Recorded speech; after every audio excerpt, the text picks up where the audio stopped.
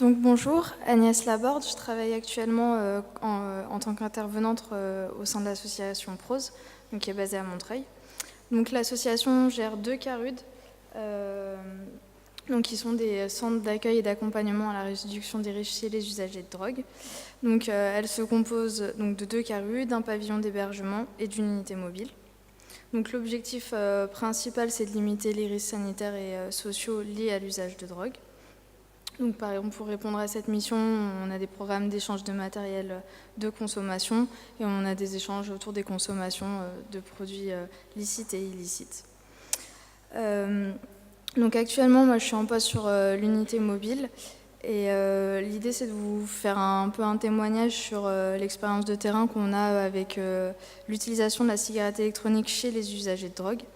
Donc pour faire cette intervention, je me suis vraiment centrée sur une des permanences que l'on effectue à Saint-Denis, donc devant un hôpital, où au final le public qu'on rencontre, c'est essentiellement des consommateurs d'héroïne depuis des dizaines d'années et consommateurs de tabac aussi depuis des dizaines d'années. Donc c'est des gens qui sont insérés socialement et professionnellement.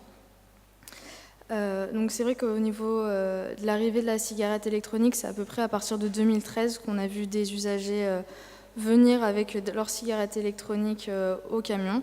Ils en parlaient entre eux. Au début, c'était juste des discussions. Puis petit à petit, chacun ramenait sa cigarette électronique et ils commençaient vraiment à parler technique entre eux, savoir quel modèle ils avaient acheté et quel dosage de nicotine ils étaient. Et donc c'est vraiment une sensibilisation qui s'est faite entre les usagers eux-mêmes. Et au final, les intervenants de l'unité mobile, au début, on n'y connaissait pas grand-chose en cigarettes électroniques.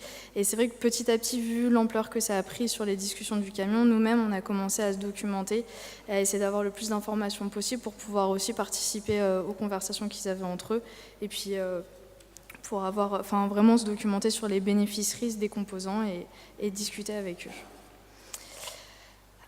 Alors, au niveau des motivations qui ressortaient des discours des usagers, la première, c'était réduire les risques au niveau du tabac.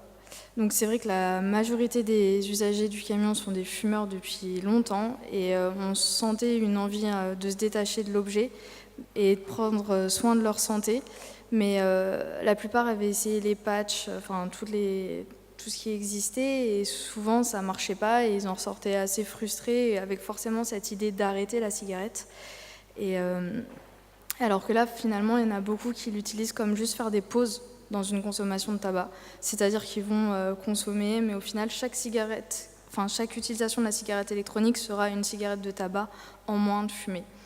Donc c'est vraiment soit une idée de réduction des risques, soit une manière de faire des pauses, mais en tout cas, l'aspect financier n'a jamais été évoqué par les usagers de drogue. C'était pas du tout dans un but de dépenser moins ou d'arrêter totalement la cigarette. Alors, au fil des mois, on s'est rendu compte que les modalités d'utilisation de la cigarette avaient fonctionné avec certains usagers, donc ceux qui pouvaient investir une somme de départ, parce qu'on s'est quand même rendu compte que la qualité du matériel au premier achat avait quand même un impact sur la durée de l'utilisation, au niveau de la fiabilité de l'outil et de ses sensations. Et ceux qui avaient un matériel plutôt bas de gamme étaient souvent déçus par l'objet et au final s'en séparaient et retournaient à une consommation de tabac. Après, il faut aussi avoir quand même un accès à l'électricité. Alors c'est vrai que sur l'unité de mobile, on rencontre quand même des personnes qui sont insérées et qui ont souvent un logement, donc accès à l'électricité. Mais pour des publics plus précaires comme on peut avoir en CARUD, c'est vrai que c'est quand même une question qui se pose parce que déjà c'est compliqué de faire charger des téléphones portables, alors des batteries de cigarettes électroniques, ça serait encore un peu plus compliqué. Donc c'est vrai que Puis il faut quand même gérer le chargement de ces batteries pour ne pas tomber en panne de batterie et justement retourner vers du tabac. Donc c'est vrai qu'il y a quand même ce point qui est important à souligner, d'avoir facilement accès à l'électricité. Et après, une autre question qui se posait aussi, c'est qu'on s'est rendu compte que c'était quand même des personnes dont les besoins physiologiques comme manger, dormir, se nourrir étaient déjà satisfaits pour pouvoir un peu se questionner sur sa consommation de tabac. Après, au niveau des types d'approvisionnement du matériel, on a pu constater qu'ils ne s'approvisionnaient pas forcément aux mêmes endroits. Donc c'est vrai que les usagers plutôt insérés allaient dans des boutiques spécialisées, où donc là ils avaient quand même accès à divers matériels, à des conseils de spécialistes de la cigarette électronique. Ils pouvaient tester des produits et justement parler du dosage de nicotine, savoir combien ils fumaient de cigarettes avant, combien ça correspond en nicotine. Alors que des usagers plus précarisés allaient plutôt dans des bureaux de tabac, donc des lieux qu'ils connaissaient déjà, qui étaient peut-être rassurants. Et pour le coup, là, la qualité du matériel et les conseils ne sont pas les mêmes, ce n'est pas leur cœur de métier. Et le manque d'informations, notamment sur le dosage de nicotine et sur la fréquence de changement des résistances, peut quand même peut favoriser une mauvaise utilisation de la cigarette et donc favoriser l'usage du tabac. Au niveau du retour qu'on peut avoir au niveau global des effets positifs et négatifs, la plupart des usagers qui sont passés à la cigarette électronique et qui continuent notent quand même une amélioration des capacités respiratoires. Ça pour la plupart. On a des usagers qui avaient quand même des soucis au niveau des poumons et certains nous disent qu'ils arrivent à monter les 7 étages sans souci alors qu'avant ils devaient faire des pauses. Après, en point un peu plus négatif, c'est la panne des batteries et la fragilité du matériel, où au final, les usagers ne comptent pas que sur cet outil-là. Souvent, ils ont un paquet de cigarettes dans leur poche ou un paquet de tabac au cas où, parce que ça arrive des pannes de batterie. Et au niveau du rituel du fumeur, c'est vrai qu'on retrouve dans la cigarette électronique quand même pas mal de parties. Et ça peut être un peu le même rituel que quand on est consommateur de tabac avec les cigarettes roulées, avec les feuilles, les fils. Enfin, souvent, il y a quand même tout un attirail autour de la cigarette électronique. Et c'est vrai qu'ils en parlent souvent. De ce côté, prendre le temps de s'approprier l'objet, de le connaître, savoir ses composants. Et donc, toujours avec le même rituel aussi quand même de cracher de la fumée ou de la vapeur. Après, au niveau la majorité des usagers gardent quand même souvent la cigarette de tabac après une injection ou une soirée alcoolisée. Ça reste quand même assez important. Ouais. Aujourd'hui, on observe quand même une baisse du nombre d'usagers vapoteurs qui viennent sur le camion. Alors après, ça a peut-être un lien avec toutes les études là en ce moment qui sont qui ont un regard assez négatif. Et c'est vrai que les usagers viennent souvent nous demander qu'est-ce qu'on doit croire ou pas dans la presse. Parce que c'est vrai que quand il y a des mauvaises informations, tout de suite, ils se séparent de l'objet. Donc c'est aussi pour nous important d'être au clair avec toutes les nouvelles études qui sortent et de pouvoir un petit peu argumenter, en tout cas que ça ne peut pas s'arrêter aux gros titres des médias. Parce que c'est vrai que ça en décourage certains. Et après, au niveau de la notion de risque, c'est vrai que certains usagers préfèrent se dire qu'en fumant, en fumant du tabac, ils savent quel risque ils prennent, alors que la cigarette électronique, on ne sait pas. On ne sait pas, c'est encore une fois, c'est en fonction des titres des médias. Une fois c'est positif, une fois c'est négatif, alors que la cigarette, au moins, tout le monde est sûr. C'est sûr qu'on va mourir. C'est sûr qu'on va mourir. Donc au niveau aussi, c'est vrai que là, du coup, les intervenants de l'unité mobile se sont aussi un peu appropriés l'objet. Et par exemple, moi, je vapote, et c'est vrai que c'est des questions qui reviennent souvent et sur toi, ça marche. Savoir comment je me suis approprié l'objet, quel dosage de nicotine j'ai, quel matériel j'ai. On sent quand même que ça questionne les usagers, en tout cas. Et maintenant, c'est vrai que c'est rentré totalement dans nos missions de réduction des risques d'aborder ce sujet-là sur l'unité mobile de l'association. Et les points qu'on pourrait aborder comme outil de réduction des risques, c'est l'amélioration de subjectif de l'état de santé. Donc ça, pour le coup, c'est tous ceux qui vapotent nous l'ont dit. Quand même un grand nombre de cigarettes, une réduction du nombre des cigarettes qui sont fumées. Parce que mine de rien, si l'usager vapote, si ce n'est que 5 minutes dans la journée, ça fera toujours un nombre de cigarettes en moins. Il y a quand même aussi la volonté de prendre soin de soi. On le sent dans les usagers qui vapotent. C'est pas que arrêter de fumer, c'est aussi retrouver le goût, retrouver le souffle, avoir envie de prendre soin de soi.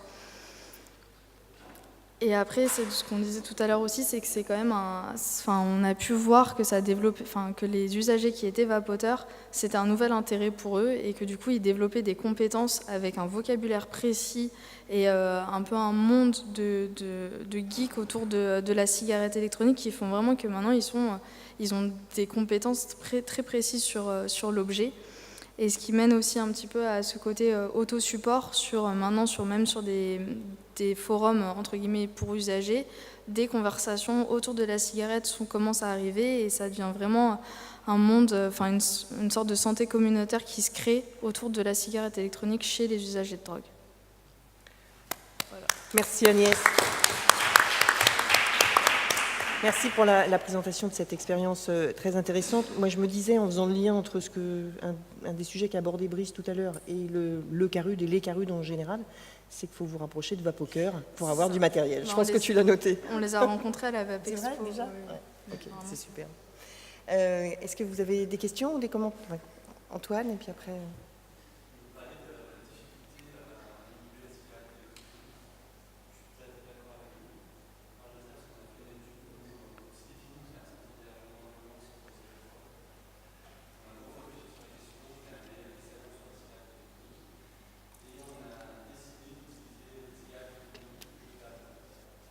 D'accord. Non.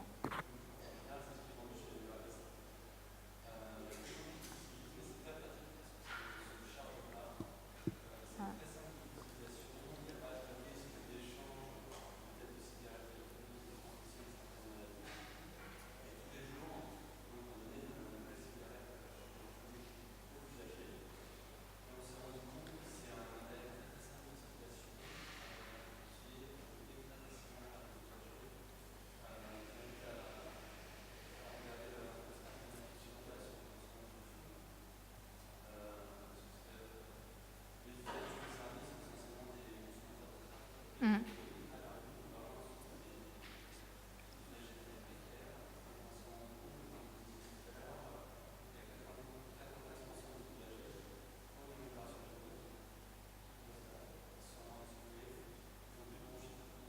Mmh.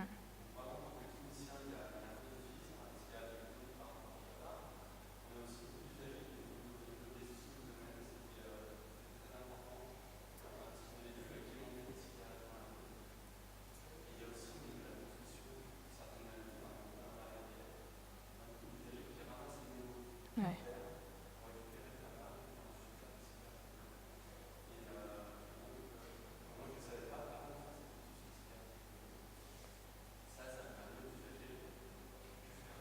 Mmh.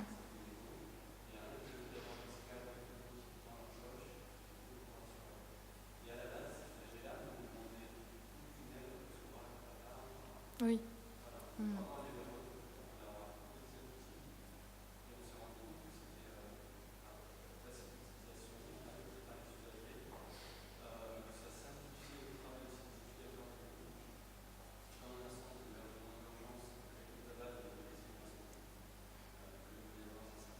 Mmh.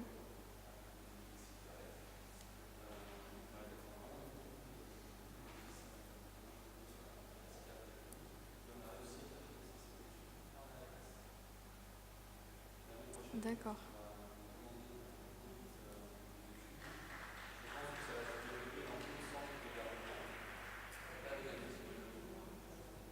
Mmh.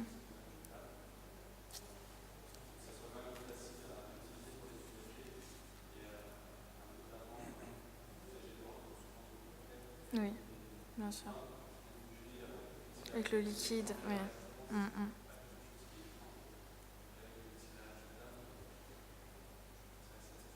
Mmh. D'accord. Combien ça coûte? Ça ressemble à ça. Ça ressemble à un peu plus gros, mais ça ressemble à ça. C'est ça. Vous faites aussi des égouts. C'est vachement intéressant. Pour 2 €, et ça tient pour toute une journée? Ah ouais. Ça, tu peux pas régler. Moins cher que le tabac. Hein. Ok.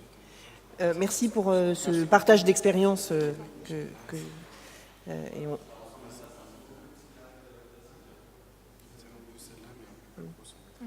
Ouais, carrément. pourrait Merci regarder. beaucoup. Et je crois que Brice, il faut que tu n'oublies pas de laisser la documentation que tu as mis. Les cigarettes électroniques de première génération, ça faisait un peu partie de ça. C'est vrai que surtout celle-là, qui est en fait une KR 8088, elle est pas mal parce qu'en fait c'est ce qu'on appelle un cartomiseur. C'est en fait à l'intérieur, vous avez une grande bourre de coton et entourée de la résistance. Donc elle envoie de la vapeur chaude qui est pas mal pour le primo-accédant qui a l'habitude d'une fumée chaude de tabac. Mais l'inconvénient qu'elle avait, c'est vrai, à l'époque pour le vapoteur, on va dire qu'il pouvait recharger sa batterie, c'était déjà son autonomie, et le fait que le carto revenait cher au final, parce que ça correspond, il faut 2 cartos pour tenir la journée à un gros fumeur, mais c'est un matériel, oui, en effet, qui peut être efficace. Et pareil, par rapport à ce que vous disiez tout à l'heure au niveau des charges, la vape du cœur dont je vous parlais tout à l'heure, ils ont commencé à mettre en place dans des centres des points charge pour que les gens puissent amener leur batterie et on leur donne d'autres batteries. Ils gardent leur atomiseur qui est personnel avec leur liquide et en fait ils viennent ramener les batteries et on leur donne une autre batterie en échange pour pouvoir tenir. Mais c'est un bon modèle.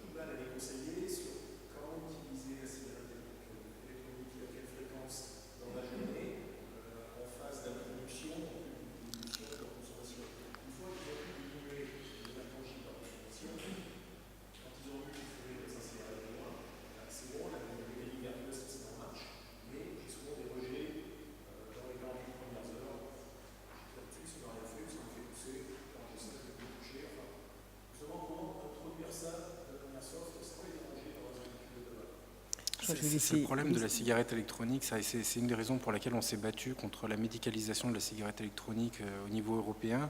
C'est qu'en effet, il y a une très bonne étude qui a été faite avec ça, qui est l'étude de Bullen, où on voulait tester l'efficacité de la cigarette électronique. Donc il avait je ne sais plus combien de patients, il leur a donné sans choix de nicotine, sans choix de saveur ou autre, et il leur a dit tenez, arrêtez de fumer. Et ça avait fait à l'époque la une de la presse en positif. Nous on ne trouvait pas ça positif, mais eux étaient très positifs. Ils disaient waouh, les cigarettes électroniques fait aussi bien dans l'arrêt du tabac que les patchs. On était arrivé à 15%. Et parallèlement à ça, il y a le professeur Farsalinos qui a mené une autre étude auprès de personnes où il leur a dit là c'est quartier libre. Votre mission c'est d'arrêter de fumer, mais vous avez le choix du matériel. Vous devez aller chercher le liquide qui vous plaît, le matériel qui vous plaît. Renseignez-vous, essayez, cherchez. Et là on est tombé à 80% de réussite dans l'arrêt du tabac. Et c'est la grande difficulté de la cigarette électronique, c'est que la cigarette électronique universelle n'existe pas. Il faut vraiment que la personne s'approprie sa cigarette électronique. Il y a des milliers de combinaisons différentes. Chaque batterie ne donne pas le même rendu avec un atomiseur. Pareil pour le liquide, c'est ceux qui vous disent au bout de 48 heures j'ai pas accroché, c'est parce qu'ils sont pas accrochés avec un modèle. Mais il y a peut-être un autre modèle qui leur conviendrait, qui leur correspondrait. Le problème, c'est de le chercher. Après, ils font peut-être partie des gens qui n'ont pas... Il n'y a pas encore le modèle qui leur plaît, pour lesquels on se bat justement pour que l'innovation continue. Comme ici, on se bat sur les personnes gros fumeurs, au-delà d'un paquet par jour. On a appris que 25% des fumeurs ne peuvent pas... On n'apprécie pas la cigarette électronique parce qu'elle se limite à 18 mg de nicotine en France. C'est une obligation légale de l'AFSAPS. Et pour 25% des fumeurs, il faudrait une dose supérieure à 18 mg. Et donc, c'est un ensemble d'événements. L'échec avec la cigarette électronique dans les 48 heures ou même au bout d'un mois ne veut pas dire que ça ne marchera jamais sur la personne. Je pense qu'il faut la guider sur ce plan en disant c'est pas parce que tu n'as pas aimé celle-là que tu n'aimeras jamais. Si tu as l'occasion de te repencher sur un autre, d'aller dans une boutique, de demander à essayer, peut-être que tu en trouveras une qui...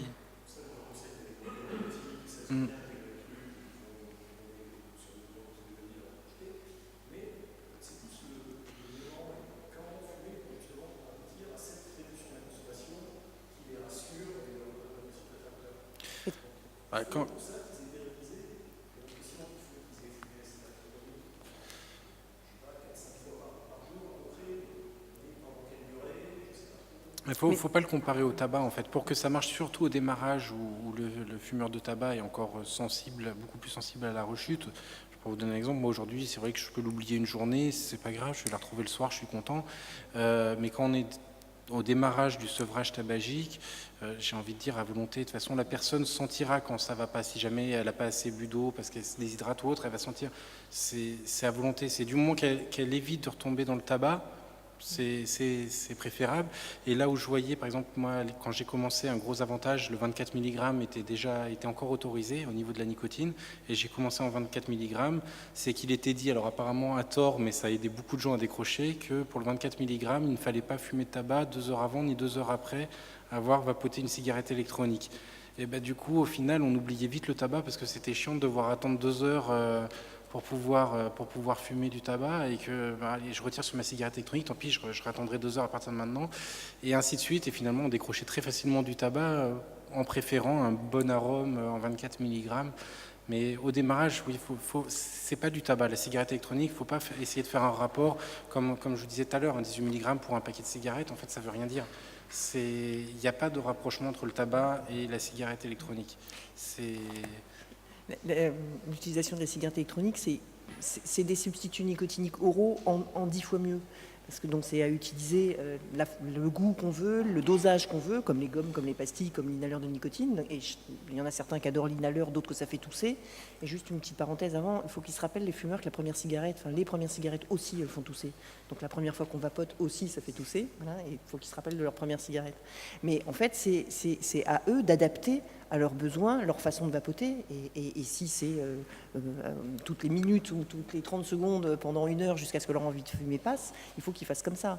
Et qu'en fait, à chaque fois qu'ils ont envie de fumer, il faut qu'ils puissent vapoter. C'est pour ça que l'interdiction de fumer dans les lieux publics ou dans les lieux de travail, qu'oblige, comme disait Brice, les fumeurs à redescendre et à se retrouver sur le trottoir, les vapoteurs, pardon, à se retrouver sur le trottoir avec les fumeurs, c'est une hérésie. Il faut pouvoir vapoter quand on veut, où on veut.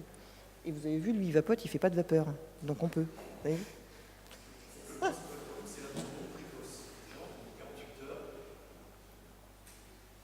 Parce que ça n'a pas été le déclic. Oui, c'est ça. Ou peut-être parce qu'ils ne sont pas prêts, ou voilà. C'est pas l'arôme qui leur a plu. C'est vrai que le déclic se fait. C'est Bertrand Zumberg qui avait mené une petite étude là-dessus. Il avait été dans une boutique et il avait regardé tous les clients pendant toute une journée et il les avait un peu suivis. Et il nous avait dit que si le déclic ne se produisait pas dans les 30 secondes, c'était perdu. La personne allait se forcer, mais elle allait abandonner.